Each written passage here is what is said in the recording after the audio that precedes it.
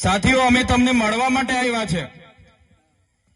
ઘણીવાર આપણા વિસ્તારના આગેવાનો ફોન કરે કે અમે મળવા માટે ડેડિયાપાડા આવીએ। ઘણીવાર કે અમારી આ રજૂઆતો છે, ત્યારે આજે નવા વર્ષના પહેલા દિવસે તમને બધાને મળીને પ્રકૃતિને પ્રાર્થના કરીએ છીએ કે આવનારું નવું વર્ષ સૌ માટે સુખ, શાંતિ, સમૃદ્ધિ સાથે સ્વચ્છ નિરોગી સૌને સ્વસ્થ નિરોગી આયુષ્ય પ્રદાન કરે એવી પ્રાર્થના કરીએ છીએ।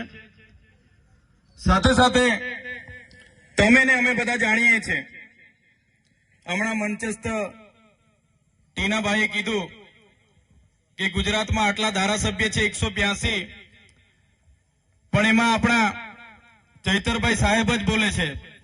પણ અહીં બેઠેલા તમામ યુવાનો, વડીલો, માતા બહેનોને હું અપીલ કરું છું, ઘણા આગેવાનોએ મને સાહેબ સાહેબ સાહેબ કરીને કારના બોલે છે, પણ હું કોઈ સાહેબ નથી। મને તમારો ભાઈ, તમારો દીકરો બનાવીને રાખશો તો ગમશે। મારે કોઈ સાહેબ ભાઈ બનવું નથી, મારે કોઈ મસીહા બસિયા બનવું નથી, મારે કોઈ સાહેબગીરી બનવું નથી। કેમ કે તમે મને સાહેબ બનાવશો તો તમારો ને અમારો અંતર વધી જશે, એટલે મને ભાઈ બનાવીને તમારે રાખવાનો છે। રાખશો ને બધા? સાથીઓ, હું તમને કહી દઉં, ગુજરાતમાં 27 બેઠકો આદિવાસીઓ માટે રિઝર્વ બેઠકો છે। એમાં તમારી છોટાઉદેપુરની પણ 3 આવી ગઈ, અમારી નર્મદાની પણ 2 આવી ગઈ, એમાં ડેડિયાપાડામાંથી હું ચૂંટાયેલો છું। તો 27 બેઠકો પર તો બીજી કોઈ જાતિવાળા લડતા નથી, લડે છે કોણ? આપણા આદિવાસી લોકો જ લડે છે। સાચી વાત છે કે ખોટી વાત છે? હા, પાર્ટીઓ અલગ અલગ છે, કોઈ ભાજપમાંથી લડે છે, કોઈ કોંગ્રેસમાંથી લડે છે, કોઈ આમ આદમી પાર્ટીમાંથી લડે છે, કોઈ બીટીપીમાંથી લડે છે, કોઈ ભારત આદિવાસી પાર્ટીમાંથી લડે છે, કોઈ સપામાંથી લડે છે, કોઈ બહુજન સમાજ પાર્ટીમાંથી લડે છે, પણ આખરે ચૂંટાઈને તો આદિવાસી જ વિધાનસભામાં જાય છે ને। 27 બેઠકો આદિવાસીઓ માટે અનામત છે, છેલ્લે ચૂંટાઈને તો આદિવાસીઓ 27 જણ જ વિધાનસભામાં જાય છે। બધાએ બોલવું પડે, પણ જ્યારે આદિવાસી સમાજને માટે બોલવાની વાત હોય, 1-2 ધારાસભ્યને છોડીને કોઈ આદિવાસી ધારાસભ્ય વિધાનસભામાં આપણા સમાજ માટે બોલતા નથી, કેમ કે એ લોકોને ટિકિટની ચિંતા છે। આજે આટલો બધો આપણા વિસ્તારમાં અન્યાય અત્યાચાર થાય છે, કોઈ બોલતું નથી। એમને પાર્ટીએ રિમોટથી ચલાવે છે, પાર્ટી એમની પાર્ટીને ટિકિટથી પડેલી છે। ત્યારે આજે તણખલાના આ મંચ પરથી હું તમને કહેવા માંગુ છું, હું જે વિધાનસભામાંથી ચૂંટાઈને આવું છું એ આદિવાસી રિઝર્વ એટલે કે આદિવાસી અનામત બેઠક છે। મને કોઈ પાર્ટી ટિકિટ આપી દે, પણ આદિવાસીનો જાતિનો દાખલો મારા ફોર્મમાં હું નહીં મૂકું તો મારું ફોર્મ પાસ થવાનું છે નથી। ફોર્મ મારું પાસ થશે? કોઈ પણ પાર્ટી મને ટિકિટ આપી દે, પણ મારો આદિવાસીનો જાતિનો દાખલો હું નહીં મૂકું તો મારું ફોર્મ પાસ થવાનું છે? ભાઈ, પાસ થવાનું છે? નથી થવાનું ને? એટલે આદિવાસીના જાતિના દાખલાથી હું ધારાસભ્ય બન્યો છું, મારા ડેડિયાપાડાના આદિવાસી સમાજના આશીર્વાદથી હું ધારાસભ્ય બન્યો છું। આજે તમારી વચ્ચે આવ્યો છું તો આદિવાસી સમાજના ધારાસભ્ય તરીકે આવ્યો છું। જે દિવસે મારી પાર્ટી પણ આદિવાસી સમાજ માટે બોલતા મને રોકશે, તે દિવસે સૌથી પહેલા મારી પાર્ટીના પાટિયા ચૈતર વસાવા પહેલા ઉતારીને મૂકી દેશે। આ ખુલ્લા મંચ પરથી કહીએ છીએ અમે, આદિ અનાદિકાળથી વસનારો અમારો આદિવાસી સમાજ છે। આદિવાસી સમાજની સંસ્કૃતિ હજારો વર્ષ જૂની છે। સિંધુ ખીણની સંસ્કૃતિમાં તમે જોઈ લેજો, હડપ્પાની સભ્યતામાં જોઈ લેજો, એ આદિવાસી સંસ્કૃતિ 10-12 વર્ષ પહેલાની આપણી સંસ્કૃતિઓ છે। અહીંના મૂળ માલિકો છે આપણે, આદિવાસી હોય, એસસી હોય, માઇનોરિટી હોય, ઓબીસી હોય, આપણે આ દેશના મૂળ માલિકો છે। આજે મૂળ માલિકોની હાલત શું બનાવી દીધી છે? આજે મૂળ માલિકોને આજે મજૂર બનાવીને રાખી દીધા છે। તમે જોઈ લો આજે મૂળ માલિકોની હાલત શું છે। મેં નથી કહેતો, આપણું દેશનું બંધારણ કહે છે કે આદિવાસી આ દેશનો મૂળ માલિક છે। પાંચમી અનુસૂચિનું 243 આર્ટિકલ ક કહે છે, સુપ્રીમ કોર્ટ કહે છે કે આદિવાસી આ દેશનો માલિક છે. આર્ટિકલ 243 ક તમે વાંચી લેજો. આદિવાસીની જમીન કોઈ ત્રીજો વ્યક્તિ લઈ ન શકે, એમાં પ્રાવધાન છે. પેશા એક 1996 તમે વાંચી લેજો. 12નો વ્યક્તિ આદિવાસીઓમાં જમીન નહીં લઈ શકે. 73 એ તમે જોઈ લો, આદિવાસીઓની જમીન બિન આદિવાસીઓ નહીં લઈ શકે. આટલા બધા સંવિધાનમાં પાવર આપ્યા છે. સંવિધાન અને સુપ્રીમ કોર્ટ કહે છે આદિવાસી એનો મૂળ માલિક છે. છતાં આજે મૂળ માલિકને આ સરકારોએ આજે મજૂર બનાવી દીધો છે. તમે જોઈ લો આપણો ઇતિહાસ, રામાયણ ઉઠાવીને વાંચી લેશો. સબરી ભીલનો જે ઇતિહાસ છે, નિષાદ રાજાની જે વાત આવે છે, એ કોણ હતા? એ ભીલ હતા. મહાભારત ઉઠાવીને વાંચી લેજો. એકલવ્ય જે અંગૂઠો કાપીને આપી દીધા ગુરુ દ્રોણાચાર્યને, કોણ હતા? એ આપણા આદિવાસી ભીલ હતા. તમે મહારાણા પ્રતાપનો ઇતિહાસ વાંચી લેજો. જ્યારે હલ્દી ઘાટીનું યુદ્ધ થયું, મહારાણા પ્રતાપના પોતાના ભાઈએ પણ એનો સાથ છોડી દીધો. ત્યારે પૂંજા ભીલે આખી સેના લઈને મહારાણા પ્રતાપ સાથે ઉભા હતા. એ આપણા આદિવાસી ભીલો હતા. તમે શિવાજી મહારાજનો ઇતિહાસ વાંચી લેજો. શિવાજી મહારાજ સાથે દુધાબેલ, આખી ફોજ જે ભીલોની હતી, એ આપણા આદિવાસીઓની હતી.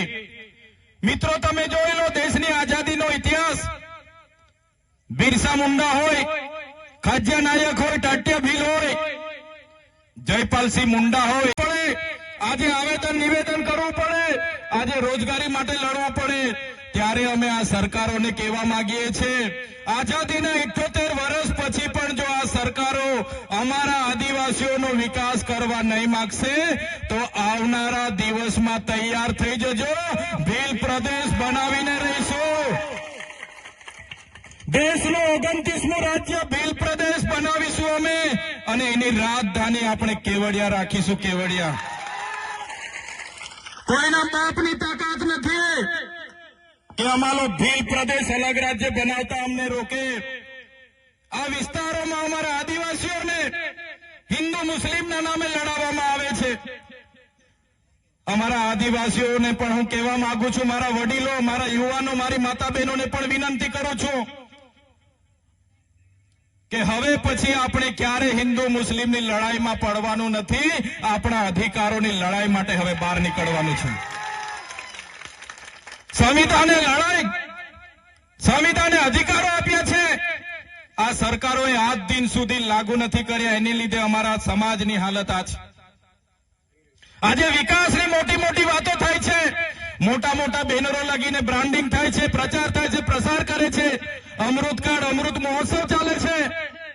ઊંચી ઊંચી પ્રતિમાઓ બનાવી દેવાથી, ઊંચા ઊંચા બિલ્ડિંગો બનાવી દેવાથી, આ વિસ્તારમાંથી નહેરો લઈ જવાથી, આ વિસ્તારમાં હાઈવે લઈ જવાથી અમારા આદિવાસીઓનો વિકાસ થવાનો નથી. અમારા આદિવાસીઓને સારું શિક્ષણ આપો, અમારા લોકોને સિંચાઈનું પાણી આપો, અમારા લોકોને રોજગાર આપો, તો જ અમારા આદિવાસીઓનો વિકાસ થવાનો છે. સાથીઓ, ક્યાં સુધી આપણે લડીશું અને શા માટે? ક્યાં સુધી આપણે ભીખ માંગીશું? સરકારો આવે છે, એમના બહારના એજન્સીઓ વાળા મળતિયાઓ, એનજીઓ વાળા મળતિયાઓ આપણા આદિવાસીઓના બજેટ પર જીવે છે. આ વિસ્તારમાં પણ કેટલાક પ્રાંતપાંતી લોકો આવીને નેતા બનીને ફરે છે. એમને પણ કહેવા માંગુ છું, અમારા આદિવાસીઓને અંદર અંદર લડાવવાનું બંધ કરી દેજો. જે રીતે તમે લોટો લઈને આવ્યા હતા, એ રીતના લોટો લઈને પાછા અમે તમારા વતનમાં રવાના કરી દઈશું.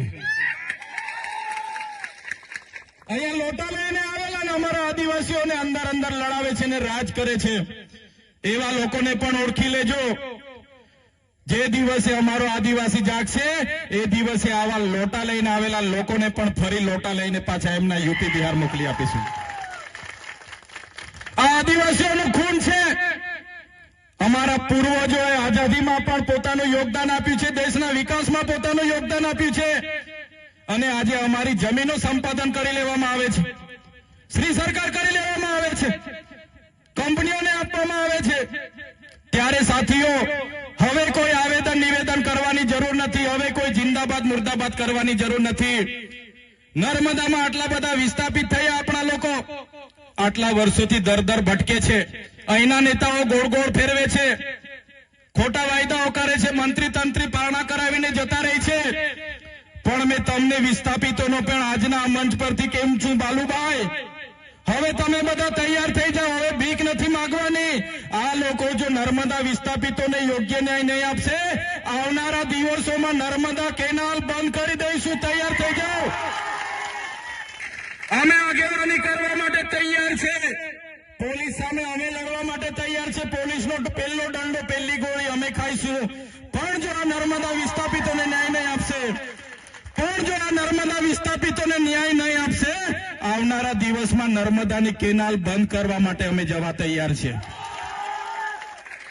નર્મદા ડેમ આપણો છે, નર્મદામાં ઉત્પન્ન થતી વીજળી આપણી છે, નર્મદાનું પાણી આપણું છે, અહીંયા આપેલી જમીનો આપણી છે, અહીંયા બનેલી જીઆઈડીસીમાં કોલસો નીકળે આપણો છે, આંબા ડુંગરમાં યુરેનિયમ નીકળે આપણો છે. જ્યારે અમારા આદિવાસી બાળકોના શિક્ષકોની વાત આવે, જ્યારે અમારા રોડની વાત આવે, જ્યારે અમારે પીવાના પાણી માંગવા જવાનું હોય તો ભિખારીની જેમ હવે જવાનું નથી. પણ સાથીઓ, હવે તૈયાર થઈ જાઓ. અમે આગેવાન કરવા તૈયાર છે. બસ તમારો સહકાર જોઈએ છે. આ દેશ આપણો છે, અહીંના મૂળ માલિકો આપણે છે. ત્યારે મારા સાથીઓને વિનંતી કરું છું, મારા વડીલો, યુવાનો, હું તડવી, હું વસાવા, હું ચૌધરી, હું ભીલ, હું ગામિત, હું દામોર, હું બારિયા એમ કરીને અંદર લડાવવાનું નથી. આપણે આદિવાસીઓ છે. જે દિવસે આપણે આદિવાસી તરીકે મટી જઈશું તે દિવસે તમને ને અમને કોઈ પૂછવાનું નથી. પહેલા આદિવાસી તરીકે આપણે બચવું પડશે. એક તીર એક કમાન, એક તીર એક કમાન. કેમ કે આજે આદિવાસીઓ પાર્ટીઓમાં વેચાયેલા છે.